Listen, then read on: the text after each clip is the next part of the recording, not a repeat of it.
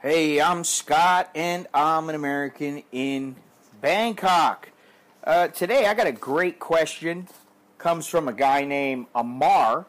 He says, Scott, you are a wealth of information about Thailand. I really enjoy your videos because they are full of knowledge and practical advice. If you knew someone who was coming to Thailand for only 1 week, what things would you tell them to see and do to have a great experience in Thai culture?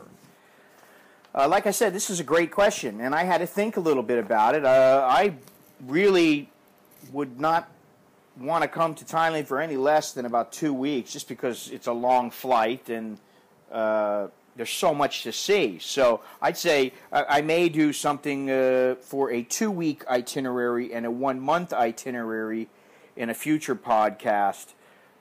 But for this 1-week itinerary, basically, I tried to give a little bit of a look into ancient and modern culture, but a week is really nowhere near long enough to see everything that the country has to offer. But this itinerary should give you a brief glimpse. And the thing is that you don't want to spend a whole lot of time flying around, flying back. You don't want to be traveling to a lot of different places that are far away. And by far away, I mean a couple of hours. But the thing is when you factor in things like, if you're going to say fly up to Chiang Mai, you're going to factor in, it's going to take you an hour or so to get to the airport. It's going to take you an hour to get from Chiang Mai airport and get settled. It's going to take you another hour to fly there. You're going to have to make the flight. And I just figured it's better to kind of stick close to Bangkok if you only got a week. But let me get into this here.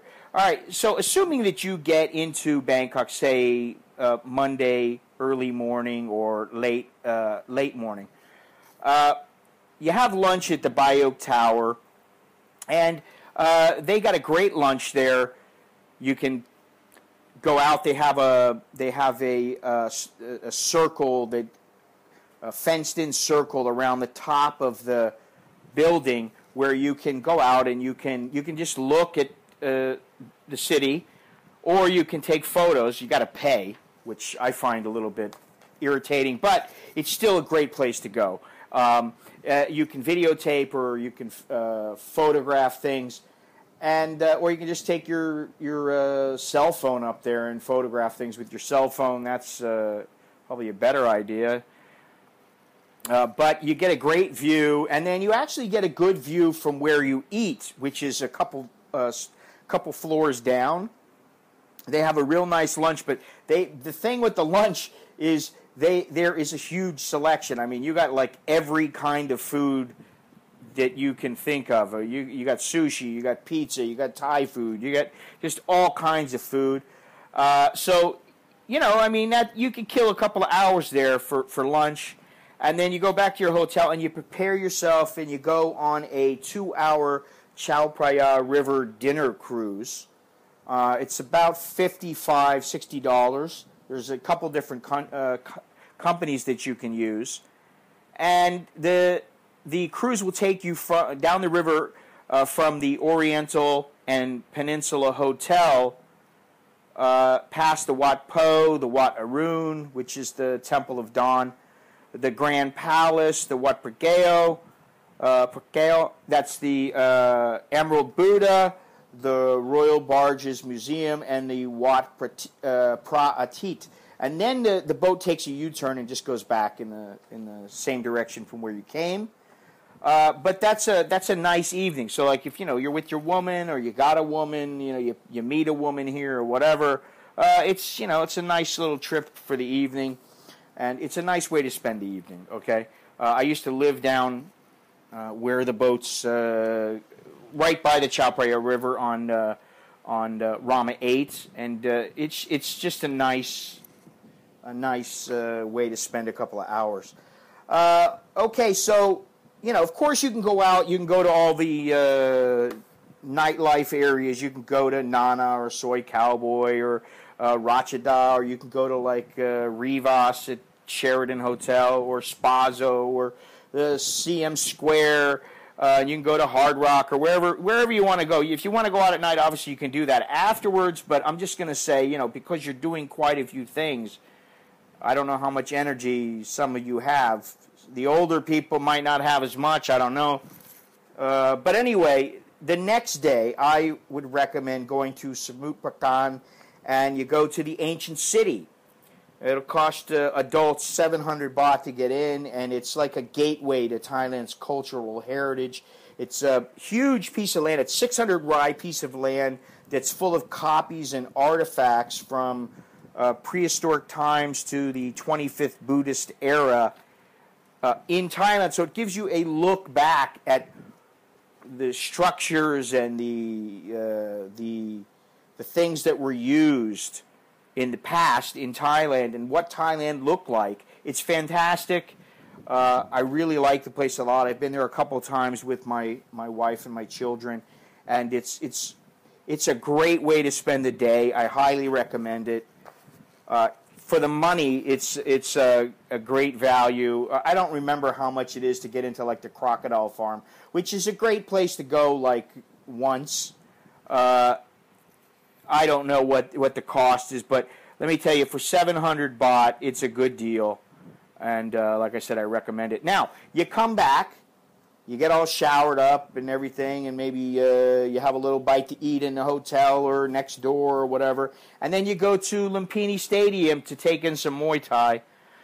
The tickets are a little bit steep, but somebody's got to pay for this new stadium. It's now on Ram Intra instead of near Lumpini Park. You're going to pay anywhere from about 1,500 baht to 2,000 baht, which is, let's just say, 50 bucks to about $67. But I wouldn't necessarily say that it's that the 2,000 baht is a fair price. Honestly, in my opinion, I never really had to pay in once I became a journalist and got my press card. I didn't have to pay, but in the beginning I did. And let me tell you, I mean, yeah, granted you sit ringside, but they flat out are charging foreigners one price and Thais another price. And for me, I always thought it was a little bit steep, even if you were ringside. You're paying 50 bucks, 60 bucks for a ticket. I just thought that was a little bit steep, but you're only going there once. It's not like, you're going there every night of the week. It's just a one-time thing. It's just you really need to see Muay Thai practiced by some of the finest fighters in the world, if you like boxing, I guess. That'll take you from about 6:30 to 11, even 11:30, 12 o'clock at night, depending on how long the bouts go. The next morning, I would suggest taking a bus to the city of Ayutthaya to visit the ancient ruins, which they are now a UNESCO World Heritage Site. There's a lot to do. That's a day-long trip. You could even spend a night, but there's a lot to do and see. You can go down the river. You can rent a little boat. It's just a great day, great way to spend the day. Just like the ancient city, you won't go wrong going to Ayutthaya. Listen, I'm not recommending you go to these places for 3-4 days at a time. Some people might want to do that, but for me, you spend a day there, that's enough. And then Thursday and Friday, I would say take another bus and go to Pattaya. If you go to Pattaya, you're gonna see what it's like. And I think everybody should go once, especially if you're a man and you really want to see how crazy things get in the evening. I mean, you got just thousands of bar girls and people and just crazy stuff going on. And it's not my favorite place, but I really do suggest that people go there at least once or twice. You can walk on the beach. You can go have a nice seafood dinner. And you can go into the bars. I mean, you don't have to take girls if you don't want to, or you can, or whatever. And if you really don't want to go there, you can always go somewhere like Kanchanaburi or Sukhothai. If you go to one of those places, it's just like going to the ancient city. you're going to have a good time.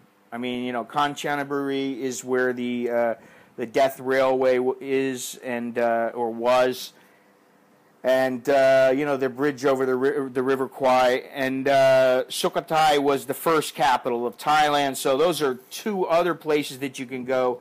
They make great substitutes for any of these places that I'm recommending. But let's say that you come back Friday late afternoon. You then, you do your thing. You shower up. You prepare. And for dinner, you go out to maybe the Hard Rock. You go into CM Square and you go walking around and you go checking out. There's a couple clubs. And, you just have a nice relaxed evening. Have a drink or two. The next day, Saturday, I'd say get up fairly early. I'm talking about be out by, say, 10 o'clock. And spend from about 10 o'clock to 3 o'clock, 4 o'clock at Chatuchak Market. Do some shopping, munch away, snack on some foods there, have a nice lunch, okay? And then you go back, you relax again, go back to the hotel, chill out for a little while. And you go out to dinner in the Siam Square. There is a place called the Ban Kun Me, which means your mother's house. And I've been there a couple times with my wife and also one of our friends, well, a couple of our friends. And I like the place. It's really good. I'd recommend it. This is you're not really, in the amount of time, I mean, I could say, fly down to Phuket, spend 3 days in Phuket, and then come up to, back to Bangkok, and then, spend a day in Pattaya. You could do that. Of course you could. This is just my kind of thing. This is fairly easy. You can do all this stuff fairly easy. There's a lot packed in. I mean, you're just having lunch one day, and then that night you're going out for a dinner cruise. Then the next day you're going to the ancient city. That's an all-day gig. Then you go out for Muay Thai that night. So you got a full day, man. That's that's from 8 o'clock in the morning until 11 at night. Then Wednesday, like I said, you're going to go to Ayutthaya and visit the ruins. That's a full day. And believe me, Thailand is hot and it's humid. A day out in the sun, it's enough. You might even want to spend the night there. Then you go to Pattaya, and it should overwhelm your senses if you do that and you're coming for the first time. And Kanchanaburi and Sukhothai are a lot more laid back than Pattaya, and you'll get more of the older culture in those places and probably get less hassle. But listen, Pattaya is it's the new Thailand, and it's been the new Thailand for quite some time. But it's different from many of the other places around the country. Anyway, okay, so like I said, you're going to go out to dinner at this Ban Kun Me, and then if you want, you go out to somewhere like Pat Pong. Okay, you don't have to go in the clubs. You want to go in the clubs, you go in the clubs. But you can walk around and you can go shopping or whatever, and have a little bite to eat, a little dessert or whatever on the street, and then if you want, you can go into the clubs, the bars rather. If you want, you can go down to Nana, you can go down to Soy Cowboy or whatever. And then the next day, what I would recommend is that you go early in the morning and you go for a massage at the Wat Po, okay? Either that or you go have breakfast at the Oriental Hotel. Either or. What you could do is you could go either to breakfast at I like personally getting massage before I've eaten. I don't want to be on a full stomach when I'm getting a massage. So I would say first you go have the massage. All right? It's only going to cost you, 400 baht, something like that. I think it's 420 baht. You go have your massage, you get done, you're relaxed, you're feeling good, you go have lunch at the Oriental Hotel. All right, it'll set you back a little bit. You might pay 30, 40 bucks. But great, it's one of, if not the best hotel in all of Thailand. Well, I don't know about all of Thailand, but Bangkok. It's a very old and prestigious hotel. I don't even know how much the rooms go for, but they're quite expensive. But they have good food there, and it's a good place to go for lunch, So you go there, you chill out, you spend 2-3 hours there, You have some espresso after, or cappuccino after you have lunch, or you have a little dessert, or you talk to your friends, or whatever, and then go back to your room and you're prepared to leave, and that your whole week is done. So I hope that helps. Listen, this is my opinion, and I know there are a lot of things you could do. You could fly down to Phuket. You could fly up to Chiang Mai. You could take a train. You could do this. You could do that. But for me, the way that I was thinking is, you want to see a lot of things, and no matter what you do, you're not going to have much time. If you got into Bangkok on Monday, and then Tuesday afternoon you went to Phuket, and you spent 3 days there, you're only going to get 3 days in Phuket, and you're only going to get 2 days more back in Bangkok, and you really didn't have a lot of time to spend in Bangkok. And, 3 days isn't very much in Phuket either. So I tried to pack in as much as I could into 1 week. But like I said, I think I'm going to do a podcast or a video giving a 2-week and 1 month itineraries. So please click like, click share, visit my website at anamericaninbangkok.com. And for podcasts and more videos, go to my site and click on the members tab. So thank you very much for watching or listening. Until next time, I'm Scott. I'm an American in Bangkok. Chok di, leo chuk and mai.